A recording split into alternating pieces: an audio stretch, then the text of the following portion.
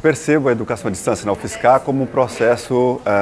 mais demorado e mais construtivo ao longo dos últimos 10 anos. Nós estamos completando agora 10 anos, temos uma quantidade de experiências acumuladas desde então, com uma grande equipe, uma grande quantidade de cursos já desenvolvidos, atendimento a uma grande quantidade de estudantes, e a gente vem desde então colaborando de forma a compartilhar essas experiências com outras instituições. Uma dessas formas é o próprio evento que estamos organizando esse ano, a terceira edição, que é o CIED-EMPED 2016, e em outras ocasiões a gente teve outras formas de divulgação também dessas experiências. Através de visitas técnicas de outras instituições à UFSCar, através de compartilhamento dessas experiências em encontros de coordenadores UAB e dentre outras formas. Então, a gente tem ao longo desses anos algumas formas de interação, colaboração, socialização da experiência que foi construída nesses 10 anos de Universidade Aberta do Brasil. É uma experiência bonita, que ela foi construída de forma bastante estratégica, de forma bastante intensa, envolvendo muita gente. Aprendemos a trabalhar de forma bem colaborativa entre nós, numa parceria entre professores e tutores e por aí vai. Então é importante que a gente tenha essa clareza de que a coisa foi construída coletivamente, porque coletivamente nós fomos descobrindo como superar certas dificuldades da Universidade Aberta do Brasil e construir modelos, um modelo um pouco diferenciado do processo de formação de professores, formação de bacharéis ao longo desses anos. Tem um aspecto importante na UAB, particularmente, que é um dos exemplos principais de educação à distância, de EAD, na UFSCar, que é a forma como nós fomos levando de construir dados, levantar dados, sistematizar informações, para ir sendo suporte para a tomada de decisão que a gente tinha, as tomadas de decisões que a gente tinha ao longo dos desafios encontrados nesses anos. Então são 10 anos de uma história que eu acredito que seja bem bonita, a gente quer que chegue bem mais longe, que dobre para 20, 30, 40 anos, e acho que vai ser interessante esse processo daqui para frente. De todo modo, já não é tão confortável como era no começo, a gente passou por um processo de construção de um modelo de educação à distância, e agora nós estamos tendo que reformular esse modelo em função das condições atuais, político-econômicas e até de oferta dos cursos que nós temos atualmente. A educação à distância ela é parte desse grande campo que a gente denomina de educação e tecnologias. Então temos diria assim, a área se chama Educação e Tecnologias, em que vai discutir como que a educação e as tecnologias se interrelacionam, como é que elas têm alguma interseção entre si, em prol de uma melhor qualidade da formação, do ensino-aprendizagem. E esse campo de análise ele se preocupa basicamente na questão de ensinar e aprender com o uso de alguma tecnologia. Como a gente entende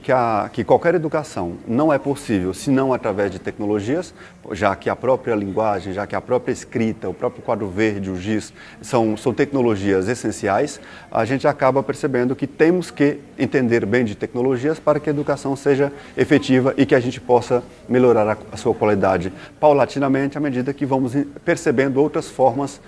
de uso de tecnologias do cotidiano. Sejam elas analógicas ou mais tradicionais, sejam elas mais emergentes ou as digitais, por exemplo, como temos atualmente. Então, se a gente pegar, por exemplo, as grandes mídias ou pegarmos, por exemplo, as tecnologias digitais ou mesmo as mais tradicionais, como a escrita e a linguagem, como já comentei, a gente percebe que é essencial entender dessa relação educação e tecnologia em prol da produção de um ensino-aprendizagem mais adequado e mais profícuo e com qualidade mais aceitável.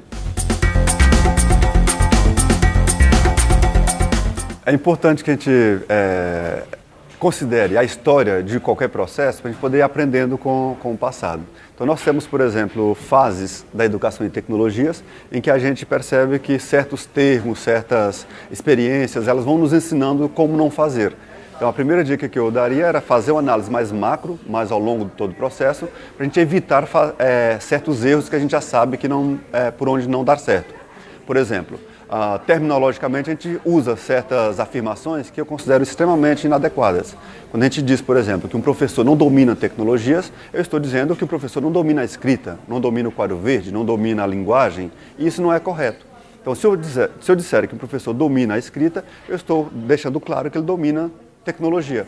Então, é tomar cuidado com essas afirmações que têm certos erros conceituais que nos levam a certos equívocos nas afirmações. Então, para quem é iniciante, toma mais cuidado com a forma de lidar com a área, que tem muitos termos novos, muitos termos em construção, e a gente acaba, por vezes, utilizando de forma inadequada por não conhecer conceitualmente e etimologicamente aquele conceito. Então, esse seria um cuidado mais do ponto de vista epistêmico e por aí vai, de construção da área do conhecimento. Um outro tipo de cuidado que eu acho essencial é você aprender um pouco com a história de como não fazer, por exemplo, educação à distância, ou não fazer, por exemplo, inserção de tecnologias na escola como um todo. Porque, por exemplo, não basta colocar tecnologias, ou colocar computadores, colocar tablets ou tecnologias de ponta na sala de aula, se não nos preocuparmos com outras coisas. Então, esses princípios todos façam com que a gente aprenda anteriormente e evite uma certa fantasia com as promessas que as tecnologias novas vêm trazendo. Então, é sempre olhar com certa suspeita para qualquer promessa inovadora que a tecnologia tem. Isso faz com que a gente tenha mais responsabilidade, mais compromisso com a qualidade efetiva do ensino-aprendizagem e não simplesmente com a questão mais capitalista de inserção da tecnologia, de venda de mais tecnologias para a educação, e sim do benefício, da vantagem que ela realmente traz para o processo de formação educacional. Então, são duas possíveis dicas, teríamos algumas outras, mas eu acho que já são dois primeiros aspectos. Um primeiro aspecto, que é esse epistemológico, e esse segundo de cuidado, mais de suspeita do benefício real que essa tecnologia traria para a educação. Obviamente, eu estou dizendo suspeita e não bloqueio, não evitar a tecnologia, porque certamente elas têm uma infindável quantidade de benefícios e vantagens para a educação como um todo, mas é só fazer uso com mais cuidado, com mais crítico, mais sabendo que elas podem ajudar, mas que também podem atrapalhar. Eu costumo dizer em aulas e em palestras, quando esse assunto aparece, que a melhor tecnologia é aquela que vai nos ajudar pedagogicamente, que vai nos ajudar a tomar melhores decisões pedagógicas, e não aquela que é mais nova, aquela que é mais popular, aquela que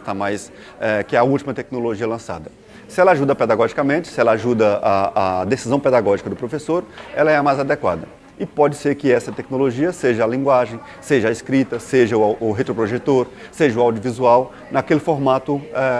mais analógico e não exatamente as mais inovadoras. Certamente, pensando um pouco mais prospectivamente, essas tecnologias seriam mais enriquecedoras se a gente fosse explorando as novas possibilidades das redes, da comunicação, que certamente as tecnologias digitais possibilitam um nível, uma densidade, uma profundidade nessas relações mais ricas do que aquelas possibilidades pela escrita, por exemplo. Mas se compararmos a escrita com comunicações anteriores, com tecnologias anteriores, também a escrita já evoluiu bastante, foi uma revolução em relação ao que se tinha anteriormente, que era basicamente a oralidade, por exemplo. A escrita, ao romper com o espaço e tempo da comunicação ou da relação ensino-aprendizagem, já dá um passo porque podemos educar já um pouco mais além do que o espaço presente. Podemos escrever um material, escrever certas afirmações, registrar em papel certos conhecimentos, e alguém daqui a 10, 30 ou 100 anos, alguém a 10, 15 ou 20 ou 300 quilômetros, entender aquilo e o conhecimento, a cultura ser disseminada de forma mais rica do que era anteriormente, já que vamos atingir uma maior quantidade de pessoas, possivelmente, e atingir de uma forma diferenciada, já que o registro não está mais na memória e na herança, na idade que a pessoa tem. O registro estaria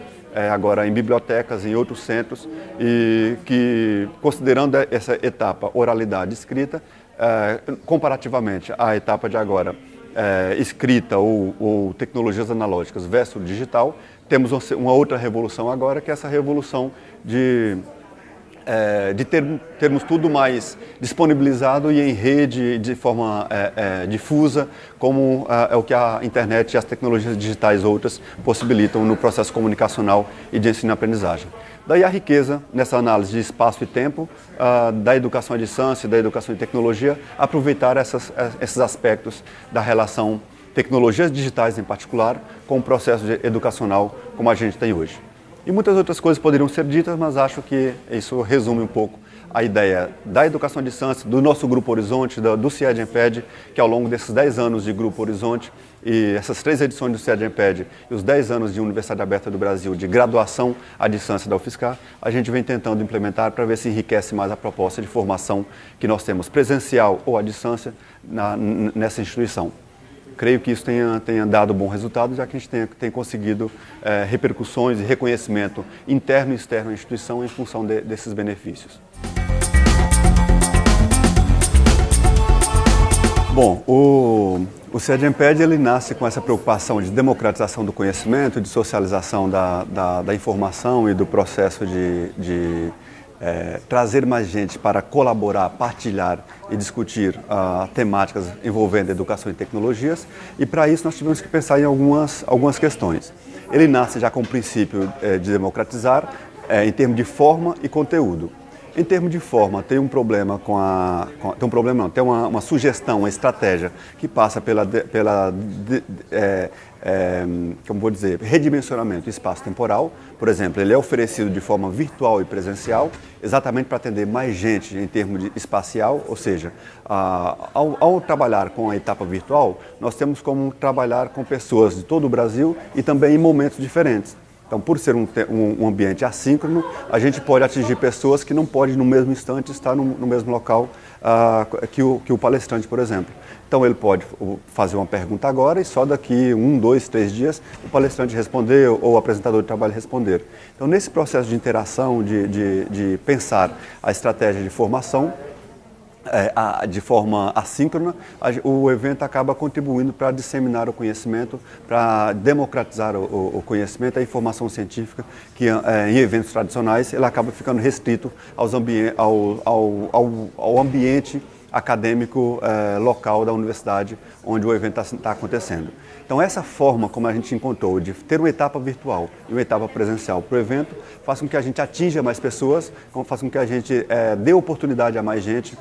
pelo país e em momentos diferentes. Quem trabalha pode entrar à noite, quem não trabalha pode entrar durante o dia e mesmo assim interagir entre si, de modo que o evento fosse mais enriquecido espaço-temporalmente e democraticamente. Bom, essa questão da forma, ela traz alguns desafios, algumas dificuldades, e essa dificuldade passa por questões, por exemplo, de como configurar um ambiente e como exigir que pessoas letradas de todo o país entendam o ambiente e pensem o formato. E por isso o evento tem 2 a 3 semanas virtualmente, para dar tempo às pessoas se ambientarem, entenderem, e só depois começam as palestras. Nesse intervalo de 3 semanas, por exemplo, os 2 ou 3 primeiros momentos,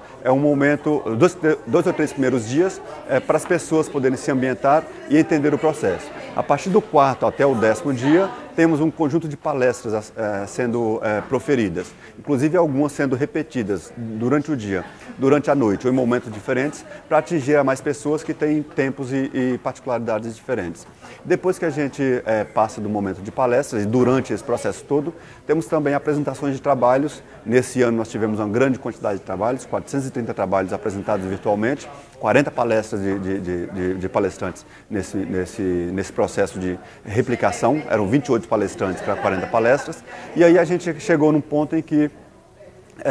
arrematava o evento com a etapa presencial. Então, depois de 20 dias praticamente, 15 a 20 dias virtualmente, tem um momento de coroação desse processo, que é um momento presencial, em que nós temos ainda mais palestras, temos ainda mais trabalhos sendo apresentados e outras discussões, outras trocas, para além do virtual.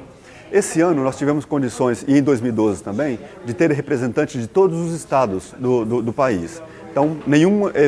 pouquíssimos eventos do Brasil, eu creio, tenham condições de juntar pessoas de todos os estados brasileiros. Nós conseguimos isso agora, conseguimos inclusive uma grande quantidade de pessoas de algumas cidades, fizemos uma divulgação para todo esse pessoal e aí presencialmente compareceram quase 500 pessoas, 493 participantes presenciais e 1.001 pessoas participantes na etapa virtual. Isso para um evento que está na 3ª edição ainda, de uma área bem específica como educação e tecnologias, é um grande ganho, é um grande sucesso comparando o grupo envolvido. Então, o Grupo Horizonte, a Secretaria-Geral de Educação à Distância, a SEAD da UFSCar e o nosso Grupo Horizonte, ele colabora e contribui para a formação científica, para a democratização do conhecimento produzido nos grandes centros, não só na UFSCar, mas em outras instituições que fazem educação e tecnologia, que pensam a educação e tecnologia, que têm programas de formação à distância ou presencial com uso de tecnologia, a exemplo de desenvolvimento de jogos, de repositórios de aprendizagem e por aí vai, repositórios de materiais diversos, os REAs e por aí vai. Essas instituições, ao se encontrarem nesse ambiente, seja virtual ou presencial, acaba possibilitando maiores trocas de experiência, aprendizagem coletiva e colaborativa e por aí vai. Esse é um desafio que nós estamos conseguindo vencer, que os eventos presenciais ainda têm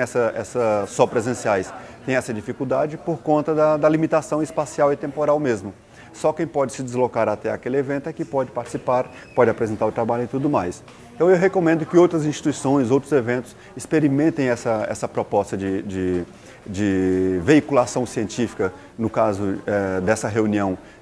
que a gente denominou de CIED-EMPED, de modo que ela possa, que outros eventos possam se beneficiar dessa estratégia de fazer esse redimensionamento espaço-temporal com uma etapa virtual e outra presencial, e nós podemos inclusive já dar dicas de como é que isso aconteceria, já que sabemos um pouco de como não fazer, por exemplo. E aprender juntos daqui para frente de como fazer melhor, integrando outras tecnologias, integrando outras estratégias de comunicação e por aí vai. Enfim, o CIED-EMPED é um empreendimento do Grupo Horizonte com a SEAD que tem exigido bastante esforço, tem exigido bastante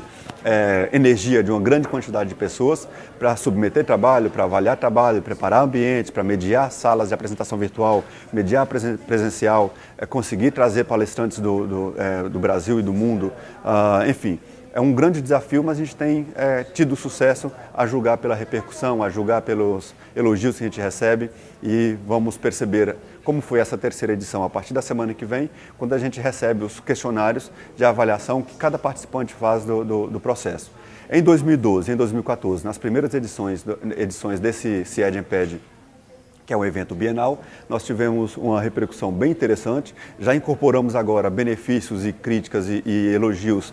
enfim, reformulações sugeridas pelos colegas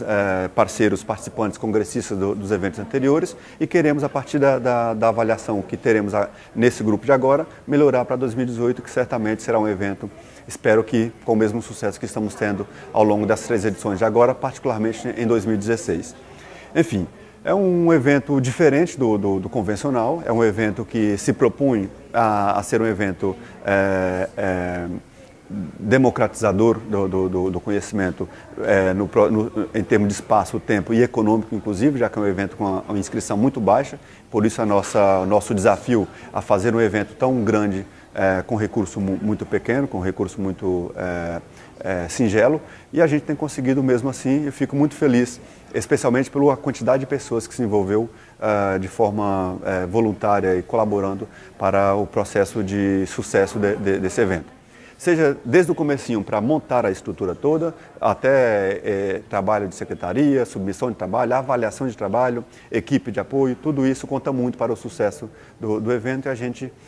só tem a agradecer por essa sinergia que a gente conseguiu em função do evento. Bom, é isso, temos muito o que falar sobre o evento, sobre a EAD, sobre as repercussões, sobre a qualidade das palestras. Gostei muito do nível das palestras desde o primeiro evento, mas a cada vez a gente se surpreende